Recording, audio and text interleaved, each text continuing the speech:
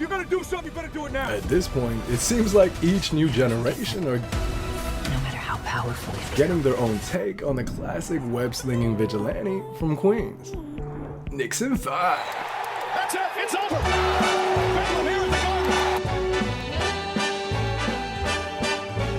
garden. Start spreading the news. From Tobey Maguire's deeply burdened, slightly psychotic Peter Parker Slide. Up and away, Web. to Andrew Garfield's wounded yet passionate, Criminal. Hey, my name's Spiderman. You can call me Webhead. You can call me Amazing. Just don't call me late for dinner. Get it? should have let Rhino go crazy iteration.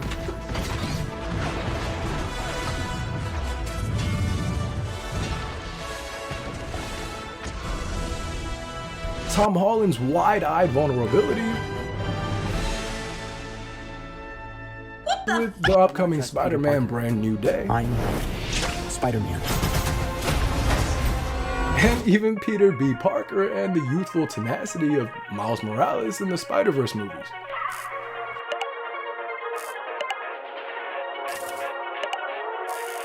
Each version adds nuance to the idea that Spider-Man is not just one man, but a mantle sworn by many, forged in suffering and maintained through conviction. Each of these portrayals gives texture to the timeless story of, it's not the mask that makes the hero, but the man willing to wear it. Spider-Man has always been one of, if not the fan favorite hero across the entirety of the genre. Not because he's the strongest, flashiest, or universally adored by the public, but because he's the most human. Hell, Frank, you just hit me with a van! Put your whip with. Suit yourself. Even before most of us could articulate the intricacies of our friendly neighborhood web slinger, you were probably drawn to Parker's persistent, often painstaking struggle to do good in a world that rarely makes it easy. For many fans, the allure of comic books and superheroes alike come from the themes of solidarity and self-sacrifice that the genre could offer. These deity-esque figures stand as modern symbols of loyalty, integrity, and kindness, while To keep testing the limits. also being forces of good for the well-being of everyone. Such a society before us had ancient gods and folklore. Modern culture has built an interconnected pantheon of heroes, acting as our modern mythology, fulfilling the same cultural roles as the gods of our past. Peter Parker and the rest of the Marvel You have a medal? Oh, that's awesome, dude! Me too!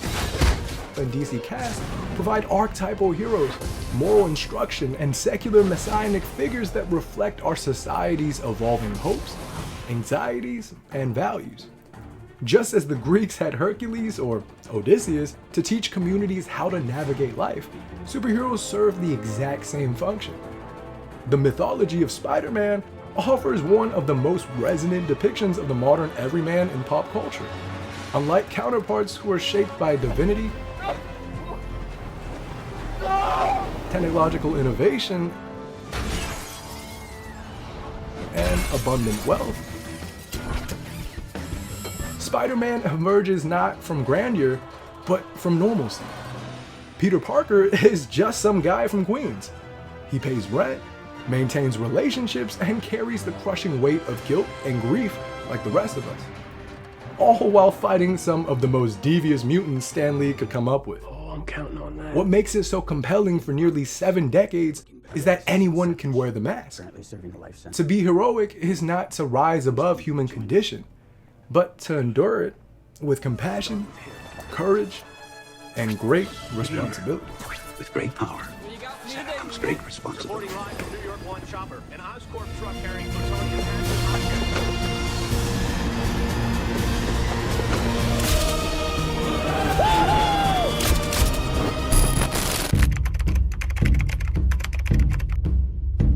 Spider-Man's relatability stems from the fact that he doesn't escape the mundane Finally. like many other heroes of our time. Go to sleep, go to sleep, go to sleep. He's entangled in it. Shout out Jada. cray-cray. And I know there's a lot of stuff going on in the world right now. Yeah. But that doesn't matter.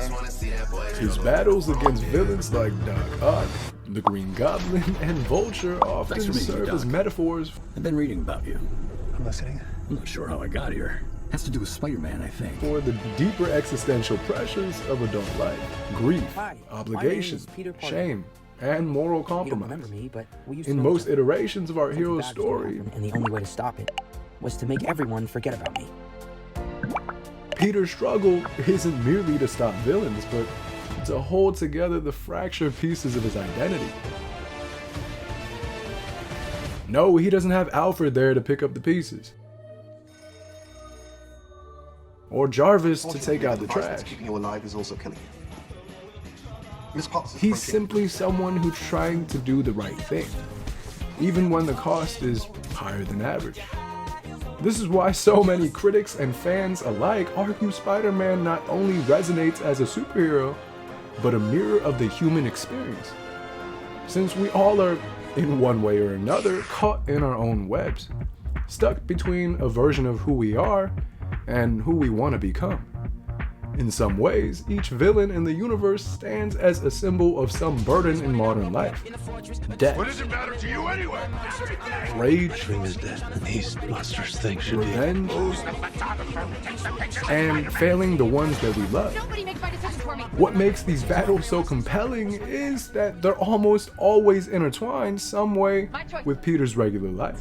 Mine. He doesn't fight as a separate alter ego elevated persona that many panelists put him up to be. Can't be here right now. This is insane. But instead, Spider-Man is Peter Parker trying to manage his calling without also abandoning his own humanity. I'm not messing around. You can't be here right now. The narrative doesn't come from just defeating bad guys.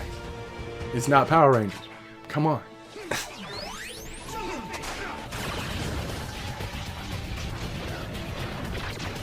Is doing so without missing Brent or letting down a family member who just keeps getting younger in Larvae? each iteration. Not larvae enough. I know, I love you. By the next, Aunt May is about to still be in college. With all the changes your body's going through, it's flowering now. Similar to Lucha Libre culture, the mask isn't a facade, but a symbol of chosen burden. In many ways, Peter's anonymity allows him to disappear into the fabric of the mundane. He isn't a billionaire in the public eye like his unofficial That was a test, adopted right? father figure. There's nobody back there? Yes, you passed. All right, skedaddle there. Thank you, young Mr. buck. Stark. Thank you. Yeah, thank you. Tony's a good kid. Or a god adored from a faraway land. He is a figure in the shadows, an uncelebrated force for good in the alleys and rooftops of New York City. Exemplified and highlighted throughout Into the Spider-Verse when Miles Morales buys a spider suit. Going to miss him. Yeah, we were friends, you know. Stan Lee tells our protagonist It always fits. Eventually. a reminder that the mantle of responsibility echoed by Uncle Ben all those years With ago great power comes great responsibility. Are you afraid that I'm gonna turn into some kind of criminal? Quit worrying about me, okay? Something's different. I'll figure it out. Stop lecturing me, please. I don't mean to lecture and I don't mean to preach. is something one grows into, a role anyone can embrace over time. Spider-Man is the embodiment of effort, forever straining to hold his personal life together while protecting a city that forgets him just as quickly as it cheers him on. It's that fragile, unrecognized labor that draws us to Peter. San Diego psychologist Nadav Goldschmied notes that people feel a moral impulse to support those who seem to face unjust odds. Spider-Man's story always starts off from a deficit, never privileged like many of his contemporaries. That's why we root for him so often. Even nihilist philosopher Friedrich Nietzsche, even though deeply critical of modernity's glorification of weakness, also helps us understand Spider-Man's appeal. Nietzsche argues society often elevates the suffering figure into a moral icon. While he saw this as a lack of strength, pop culture has essentially done the opposite, being why the underdog story has been a staple for fiction storytelling for so long now. Spidey is not a symbol of power, it's moral restraint. The iconic mantra, with great power comes great responsibility, The backbone for the superhero genre in and of itself isn't merely about ethics, but a philosophical confession. Strength for Peter isn't about domination, but about oversight. He is the rare hero whose strength doesn't alienate him from others. Hold this for a second. Thanks. But further connects him to the pain of being human. Hey, buddy, is this your bike? His victories are rarely clean, Shouldn't steal cars is bad. It's my car, dumbass. Hey, shut that up! I was just and without personal sacrifice. His choices often are ambiguous, and his life unglamorous. Guys, you got your pin number? Most of the time. Initiating what now? Intercept point determined. Releasing kill vehicle. Edith. But even MCU cuts off his money supply, so If like, you even cared, you'd actually be here. I did listen. but this is exactly the imperfection that makes his story universal. Thor, Hulk, good to finally meet you guys. We don't aspire to be like Spider-Man because he's flawless. We strive because he's flawed. Sir, Yes. I'm sorry. I understand. I just wanted to be like you. And I wanted you to be better. But still stands right back up every time. Distinguishing from other archetypal heroes like Superman, our divine intervention from above, a figure representing celestial power inspiring us through transcending humanity. But Spider-Man gives us hope from within. He shows us that ordinary struggle doesn't disqualify us from moral heroism. It's merely the training ground for it. The mask, not just concealing Peter's identity, reveals something deeper about ours. That greatness isn't about being exceptional. It's about choosing again and again to act when it would be easier to do otherwise.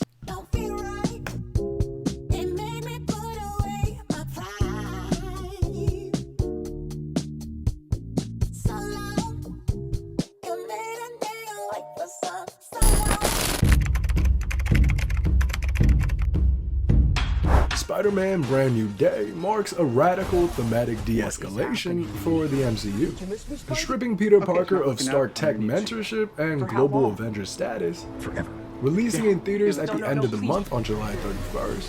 The Tom Holland-led film pivots from multiverse spectacles to the classic grounded misery of a tiny yet still unaffordable Your apartment. apartment's crooked. The Marvel Cinematic Universe is officially hitting the reset button on Peter Parker's life following the identity wipe at the end of No Way Home. Kevin Feige has already confirmed in a few interviews that the film dives heavily into classic Stan Lee tropes, forcing Peter to scrape by on NYPD scanners and deal with real-world economic pressures rather than This is right now.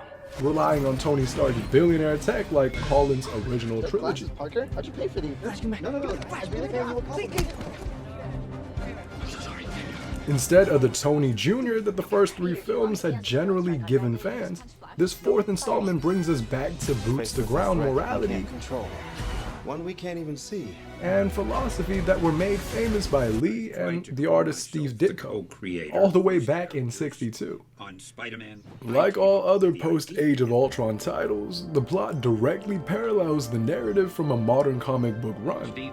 In this case, the title borrows from the 2008 comic book soft reboot that followed Spider-Man One More Day. In the comics, this era had acted as a fresh starting point with rotating creative teams, suspiciously only 3 years before the first season of Black Mirror aired. We'll let it slide.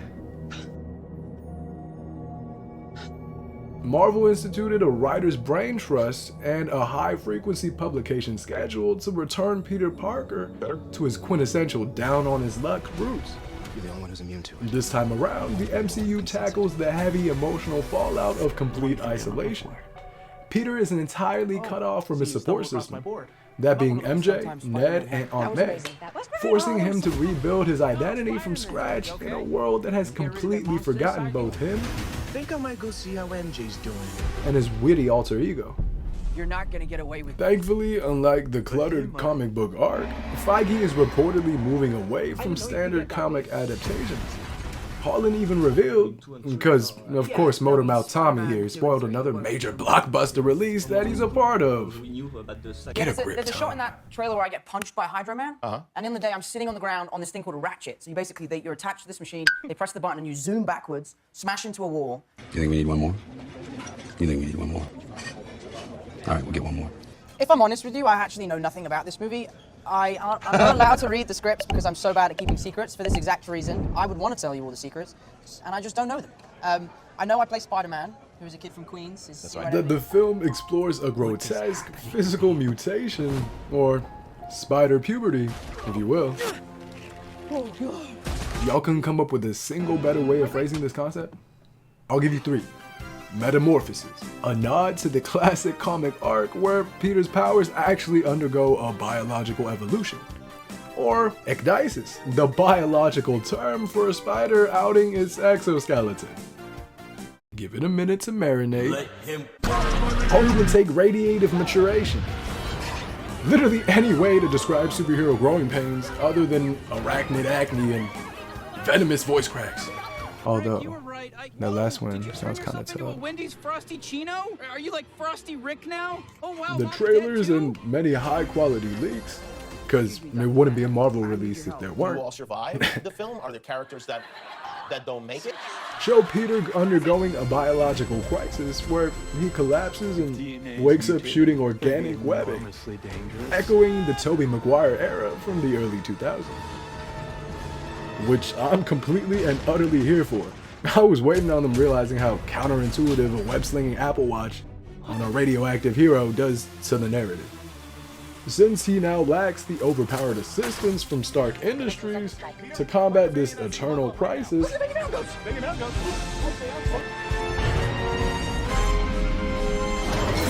I didn't know Spidey needed a crutch to fight mid-tier city-level villains. Holland interacts now with darker, heavy-hitting vigilantes like John Bernthal's Punisher and Gamma Suppression Hulk, played by Mark Ruffalo. Mutating DNA, right? If you see me with this stuff, run. Why he look like an alien thumb though?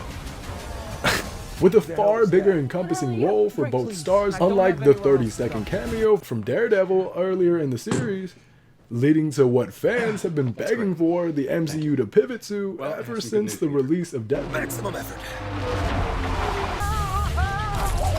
I've never said this, but don't swallow.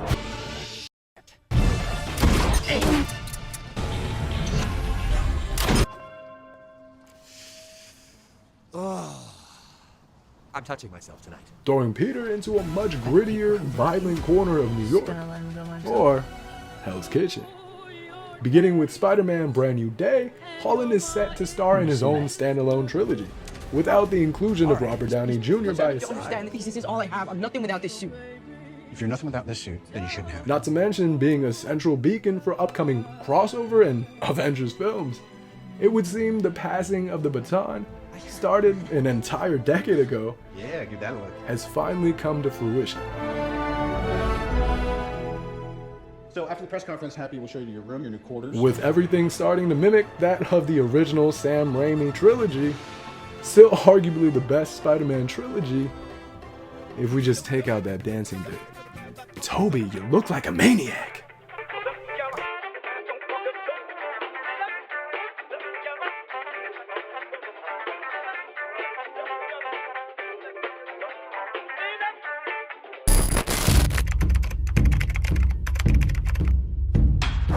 Peter Parker endures almost 70 years because he is at heart a Joe Schmo.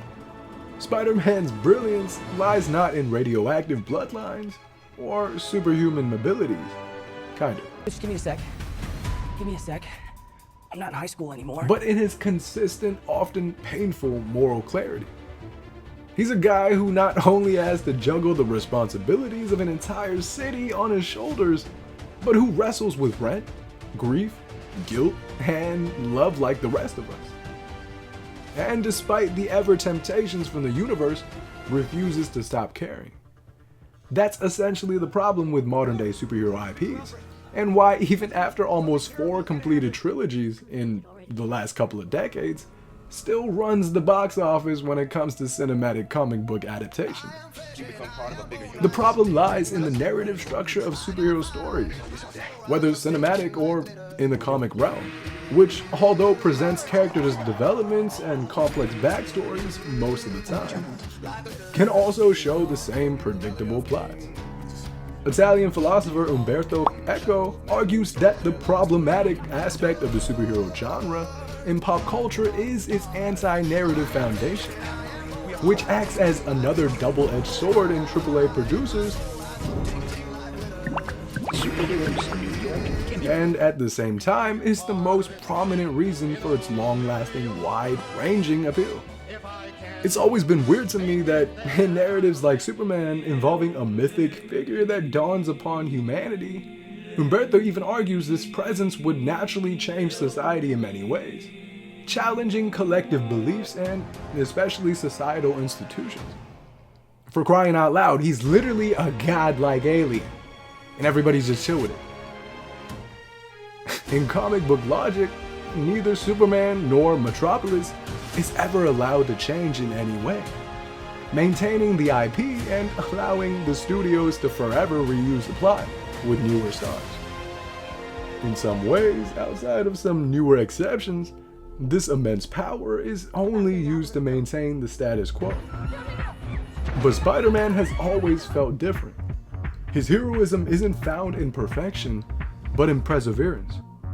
Each Spidey rendition, both animated and not, adds another lens through which we see that behind the mask is not a god or alien deity, but a human being, flawed and fragile, yet still consistently willing to rise again through it all.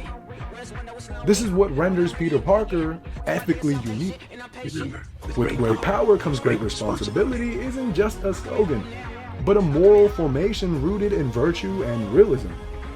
It doesn't just ask what is right, but who we each are becoming. Even in arcs where Peter loses his super abilities, he doesn't switch up and still maintains his courage and integrity, showing fans time and time again that his powers aren't a product of genetic mutation, but of personal character. This same character is forged through suffering no matter the universe. Peter's choice to suffer through redemption rather than vindictively, like the villains he's pitted against, this becomes his truest power. That is why Spider-Man, along with the rest of our modern-day superheroes, stand as mythological beings, and our slick web-slinger a spiritual icon unlike any other. An ordinary man transformed not by fate, but through his unwavering resolve to protect not only his city, but nowadays, the entire universe. Even as it continues to break him physically, emotionally, and temporally. Still a shame we never got to see the Sinister Six. It's the way they did Andrew Garfield so dirty. And continue to. Not a shaker. You a hugger? I'm a killer. Venomous voice cracks. That's crazy. Shout out Jada. No, don't shout out Jada. That's each version adds nuance to the idea that Superman. You just said Superman. You're done. That's it. Nah, you're done. You boys got big on my name. That's big enough. We know how you OGs rocking already. My bitch, the jig is up. They say the truth will set you free. Well, mine is gonna stream while you watching HD. They say that karma could take an eternity. Yours is dropping the same night as me. Funny thing is that they ain't gonna compete. You gon' get yours while I'ma do me. You gon' get yours while I'ma do me. I toasted up and poured out the glass, baby. I tripled up, I doubled up, I ran it up and fucked it up the black and orange Venador like Daffy Duck. I swerved Mercedes-Benz, come out crunches up. I told her I got my millions out these rags, baby. This song is hot as Goosebumps rash, baby. I'm scoring by the 3 Sneak Nash, baby. A couple million free all cash, baby. I eat a little cheese and rags, baby. I eat a little cheese like snack, baby.